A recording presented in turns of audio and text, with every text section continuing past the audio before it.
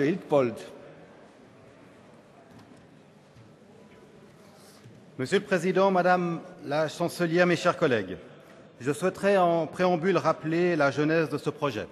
Avant 1995, le droit parlementaire n'autorisait des sanctions disciplinaires que pour maintenir l'ordre dans la salle pendant une séance plénière. Concrètement, il permettait à la présidence du Conseil de retirer la parole aux députés qui ne respectaient pas son appel à l'ordre pour cause d'injure ou de violation de règles de procédure. Celle-ci pouvait aussi sommer un élu de quitter la salle ou l'exclure de la séance s'il continuait de troubler la séance. Celui-ci pouvait alors déposer un recours auprès du Conseil. Jusqu'à l'entrée en vigueur de la loi sur le Parlement en 2002, les sanctions disciplinaires n'étaient prévues qu'au niveau de l'ordonnance. Une nouvelle sanction a également été introduite qui veut que si un député enfreint gravement les prescriptions en matière d'ordre ou de procédure, il peut être exclu pour 6 mois ou plus des commissions dont il est membre. La violation du secret de fonction a été expressément indiquée comme étant un motif de sanction. S'agissant de l'application du droit disciplinaire, le bureau du Conseil national a infligé en 2008 un blâme à plusieurs membres de commission, conformément à l'article 13 alinéa 2 de la loi sur le Parlement. Cette décision, comme vous l'a rappelé M. Stöckli, a fait l'objet d'un recours qui a permis à certains parlementaires de justifier leur recours au plénum, lequel a approuvé ces recours et annulé de fait les blâmes infligés par le bureau. Les discussions qui ont eu lieu alors au printemps 2008 sur les indiscrétions et les sanctions y afférentes ont conduit à une remise en question du droit en vigueur. Lors du traitement de plusieurs initiatives parlementaires traitant de cette problématique, la Commission des institutions politiques, la CIP, a décidé le 26 juin 2008, par 15 voix contre 8, de déposer la présente initiative parlementaire et fut suivie le 28 août 2008 par sa commission sœur des États. La CIP a décidé alors, en novembre 2008, plusieurs principes en vue d'une modification de la loi. Tout d'abord, qu'il n'y avait pas lieu de revoir la nature des sanctions disciplinaires actuelles. Ensuite, qu'il n'y avait pas lieu d'assouplir, même partiellement, les dispositions en vigueur sur la confidentialité des délibérations en commission, celles-ci ayant été refusées par 14 voix contre 6. Mais qu'en revanche, il fallait modifier la procédure en matière de sanctions disciplinaires. Le recours auprès du Conseil devait être aboli, la première instance et l'instance de recours devant être les organes du Conseil.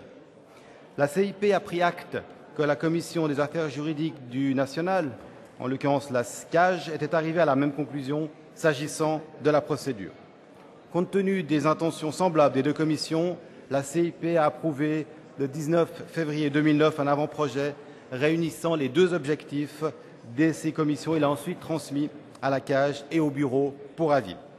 À sa séance du 19 août 2010, la CIP a pris acte des avis et des propositions de la CAJ et du bureau qu'elle a en grande partie suivi et repris dans ses projets d'actes, comme elle a repris certaines propositions de minorité émanant de la CAJ. Au vote d'ensemble, le projet a été approuvé par 14 voix contre 0 et 8 abstentions. Le projet a ensuite été envoyé au Conseil fédéral pour avis. À sa séance du 14 janvier dernier, la CIP a pris acte des avis et des propositions du Conseil fédéral qu'elle a pour partie repris dans les projets d'actes que notre Conseil traite actuellement. Au vote d'ensemble final, le projet a été approuvé unanimement par la CIP. Je souhaiterais maintenant, si vous le souhaitez, présenter de manière synthétique les différents éléments constituant ces projets d'actes. La CAJ et la CIP proposent que les conseils délèguent les compétences de sanctions disciplinaires et de requêtes visant à lever l'immunité des parlementaires et des magistrats aux commissions.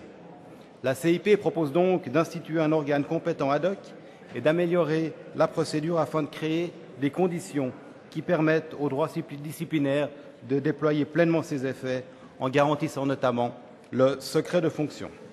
Au Conseil national, ce n'est plus le bureau, déjà passablement sollicité, qui serait compétent en matière de sanctions disciplinaires, mais une nouvelle commission permanente qui serait de taille réduite. Cette nouvelle commission permanente statuerait également au Conseil national sur les demandes de levée d'immunité. Pour que l'entrée en matière sur une requête de ce type soit décidée ou pour que l'immunité puisse être levée, une commission des États devra prendre une décision similaire. Alors que la majorité de la CAJ et une minorité de la CIP désirent maintenir l'immunité relative des députés tout en la limitant quelque peu, la majorité de la CIP et une minorité de la CAGE souhaitent l'abolir purement et simplement, estimant par là que les députés ne sauraient bénéficier de privilèges qui leur permettraient, dans le cadre de débats politiques, de commettre des infractions telles que des atteintes à l'honneur sans avoir à craindre de poursuites pénales. En revanche, elles ne veulent rien changer pour ce qui concerne l'immunité absolue, tout comme pour ce qui est de l'immunité relative des membres du Conseil fédéral et du tribunal fédéral qui occupent des positions particulièrement exposées pour des infractions en rapport direct avec leurs fonctions ou leurs activités. En revanche, l'immunité relative dont bénéficiaient jusqu'ici les membres du Conseil fédéral et des tribunaux fédéraux pour des infractions sans rapport direct avec leurs fonctions ou leurs activités doit elle aussi, dans ce cadre, être abolie. Comme la majorité de la CAGE, une minorité de la CIP souhaite maintenir l'immunité relative des députés tout en la dotant d'une définition un peu plus stricte. Rappelons par là que l'immunité relative a pour but de protéger les députés de poursuites pénales que des tiers pourraient lancer en vue de porter préjudice aux représentants du peuple dans l'exercice de leur mandat. Une seconde minorité de la CIP rejette pour sa part toute restriction de l'immunité relative car elle considère que la formulation choisie ne permet pas de clarifier cette notion comme il le faudrait. Cette minorité est traitée en commission, mais il semblerait que celle-ci soit retirée par son auteur.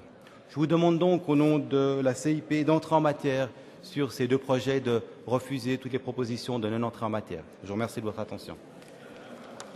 Bien, nous avons